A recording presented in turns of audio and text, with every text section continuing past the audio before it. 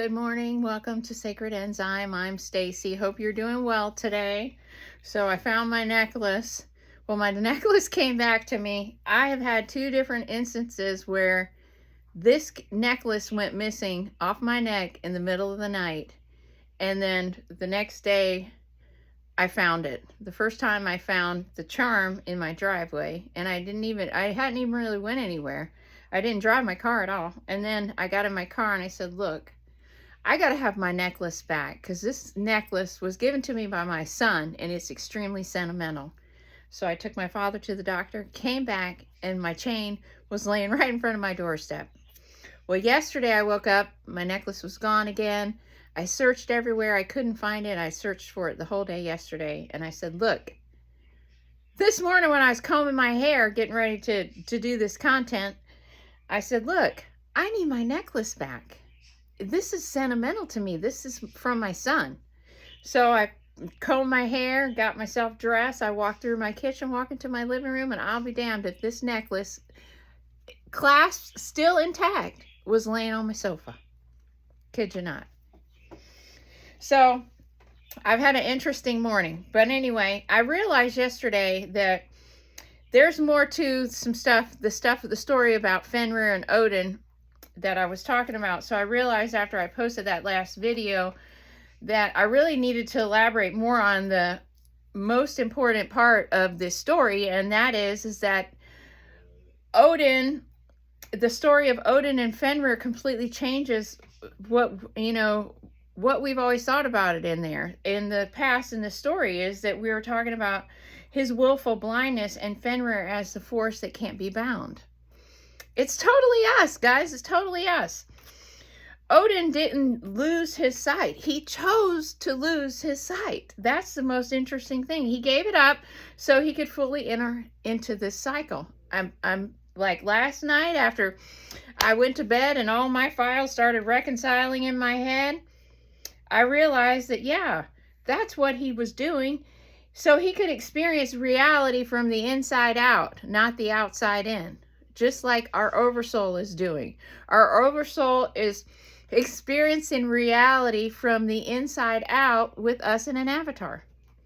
And so we have to go back up to these 9 layers and integrate with our oversoul, with our particular oversoul, and then to our oversoul and our oversoul. So we have Fenrir, and everyone paints Fenrir like the bad, vicious, monstrous villain. But what if Fenrir is not that?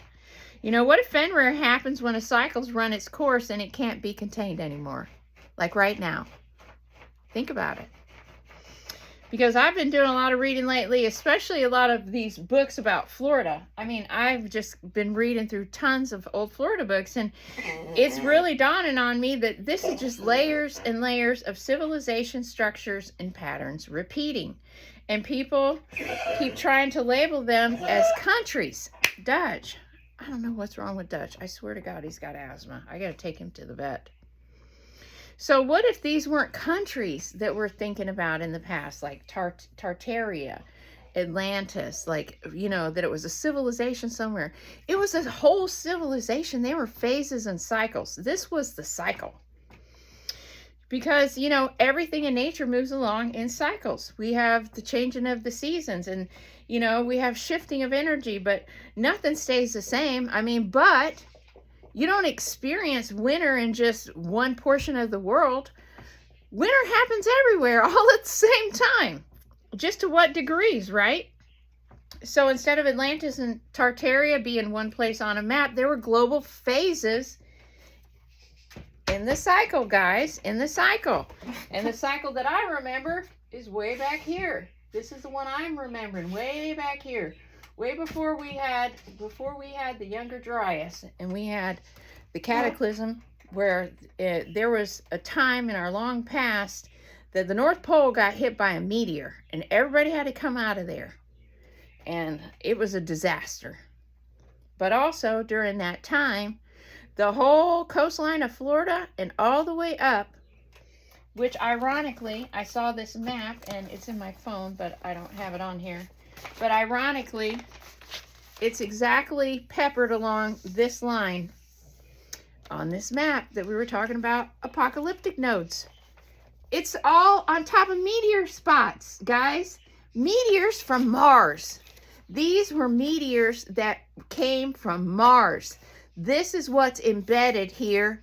That is the apocalyptic energy nodes. The solar plexus of Florida is on top of a meteor that is 9 times, I'm pretty sure 99% certain that it's one that fell from Mars. See, in the Tyubian prophecies, they talk about how there were these beings called Bacratinians, and they had come from another place. They were at the end of their cycle, and they had to find another planet. They went to Mars. And these are what we call now the Aborigines of Australia. They went to Mars. There was another group that was also with them that was experiencing the same thing, and they were what we call our Chinese. They went to Burma. They came to Earth, the Chinese people. They went ahead and came to Earth. The Bacratinians, they tried to go to Mars. They tried. And when they got there, they realized that Mars was going to be an uninhabitable situation too. So you had like a 500-year time window. So they ended up coming to Earth too. And these two groups were here for a long time. And what ended up happening with them was that they were here and they almost got completely obliterated because Mars exploded. It was involved in some type of holocaust, nuclear holocaust on that planet. And when that happened, the whole atmosphere was destroyed over Mars and it became uninhabitable. Mars is a lot smaller than Earth. So it didn't take long for, everything to happen there. It's not like as big as Earth is with a reaction time of, something heating up the planet. It's a lot quicker when it's smaller. So we had Mars, pieces of Mars that hit us. There were meteor chunks from there. And Bill Clinton was holding a piece of this meteor that they had found in Antarctica. And there's proof of it on the internet. You can go and find it. And he wasn't supposed to tell that. He wasn't supposed to tell that.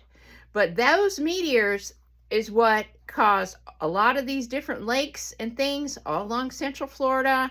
This is what I'm thinking that a lot of these mountains is these meteors that hit the ground, and then it causes this blowback that happens. This is how we got Iron Mountain in Central Florida, is because it was hit by a meteor.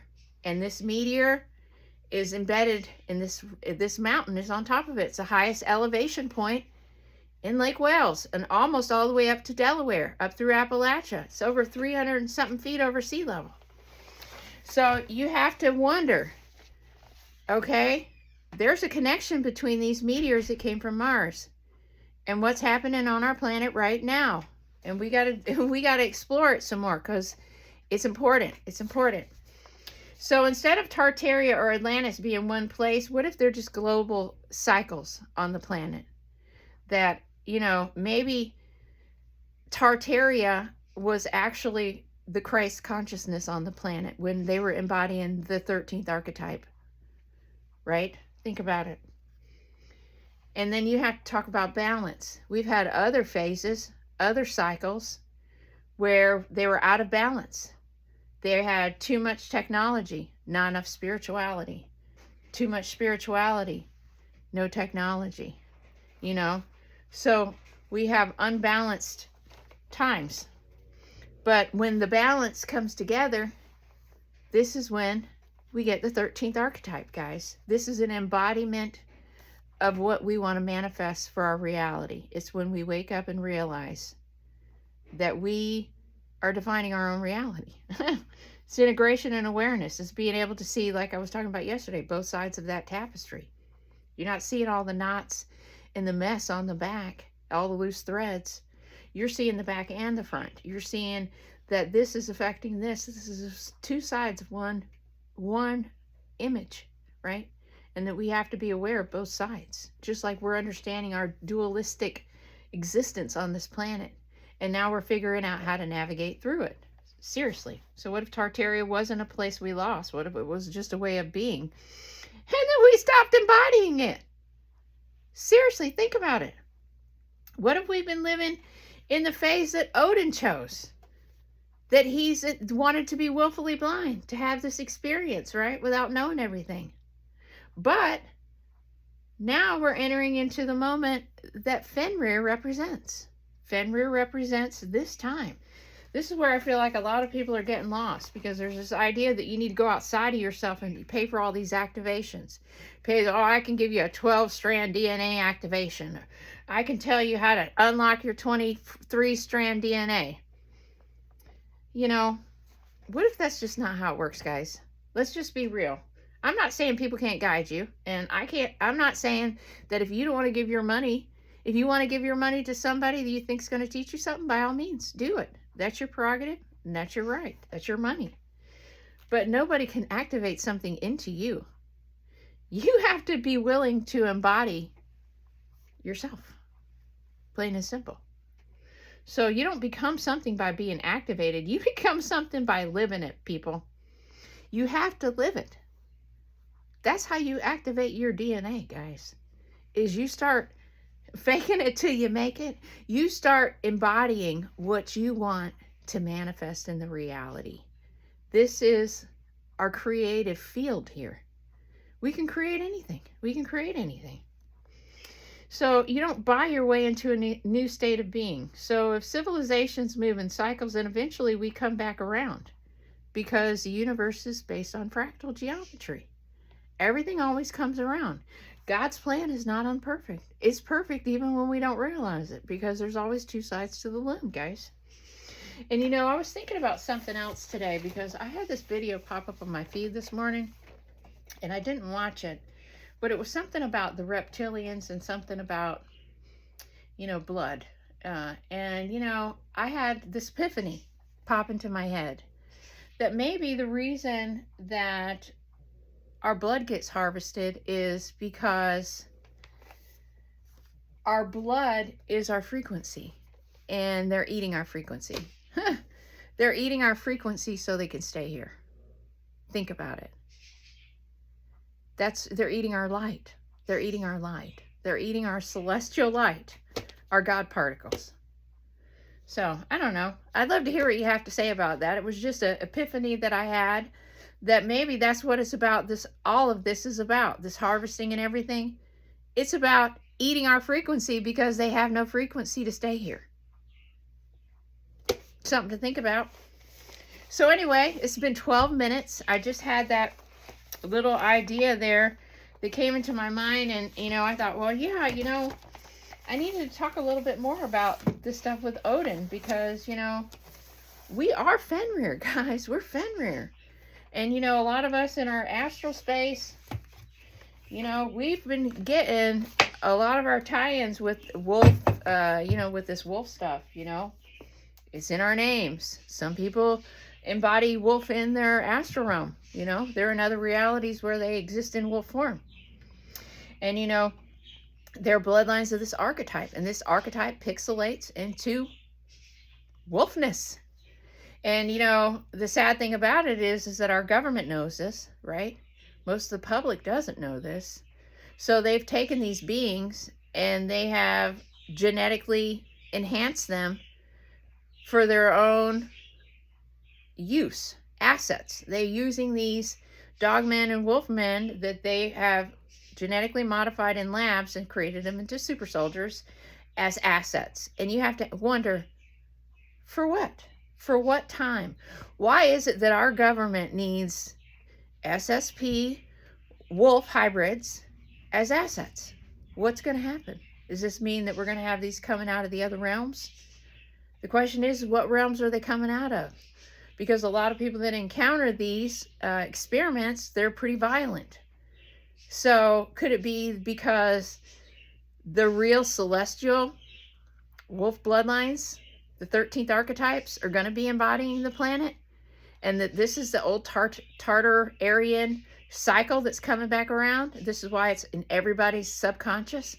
Tartaria, why they notice in all the buildings, why we're having all these epiphanies. It's not coming from nowhere. Guys, this is a circle back. We are circling back into that field, into that channel. We're turning on that channel, guys. So when you start embodying the 13th archetype, you literally open your channels up. You open your channels up to get all the stations.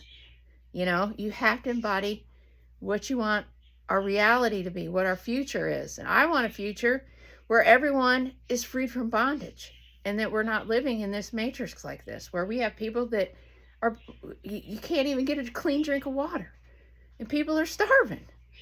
There's no reason that we live in such an abundant planet that we have people here that are drinking dirty water and that are starving. There's no sense in it. We all are God's creation, and we're all equal. We're all equal. We're here. And, you know, that's another thing, because, you know, I've been listening to Lorna Byrne for many, many, many years. And I've listened to thousands and thousands of hours of her talks. And one of the things that she mentioned really early on when I first read her books, and I went to one of her workshops in Orlando. One of the things that she mentioned, and she sees angels, you can go back and look at Lorna Byrne's background, but she talks about how that the change, the future timelines, she used to see the future timelines. Michael used to show her the future timelines, and she was never allowed to talk about the mother of souls, ever. So I've never heard her talk about the mother of souls. She started to. She said she was finally going to be able to. But she was talking about how this timeline of a beautiful time, a beautiful projected, because, you know, in the time when I first started listening to Lorna, there were many perspective timeline outcomes that we could be going into. It was just about what the collective was embodying. Okay, what humanity embodies is what changes the trajectory of the outcome of the timeline that we step into. Okay, what she said was that the United States was the place that was going to be instrumental in creating the wave of putting us into the future timeline, the next Garden of Eden. That it was come out of California, which is interesting because what we know is that that's where the island of Jesus is, on that coastline, right? Tartaria, right? This is a phase. This is a cycle phase. It's going to come out of there, and it's going to spread all the way across the United States, and what starts here will be a domino effect all over the world. It starts in America. She always talks about when she comes to America, that when she first gets off the plane, that the vibration in our country is incredible. That it is an incredible vibration. Why do you think that is, guys? It's because we're a melting pot here. All of these different races and nationalities and creeds all carry codes. And we brought them all, they all came here to America, either against their will or willingly. But what if it was a part of a larger plan, guys? What if it's a part of a larger plan for all of these nationalities to be put in one place, so we could bring all of our codes together to create the vibrational frequency to broadcast all over the world? Think about it. Just think about it. So with that, when you come and find me, I'll be here, because we're living in the past, present, and the future all at the same time. I tell you to get outside today. It's raining. I've been wet like 10 times, but like my family says, there's only 2 things that melt in the rain, and that's shit and sugar. And unless you're made out of one of those, you're going to be just fine. So have a great day, guys. And I'll catch you on the next one. Thanks for watching. Bye-bye.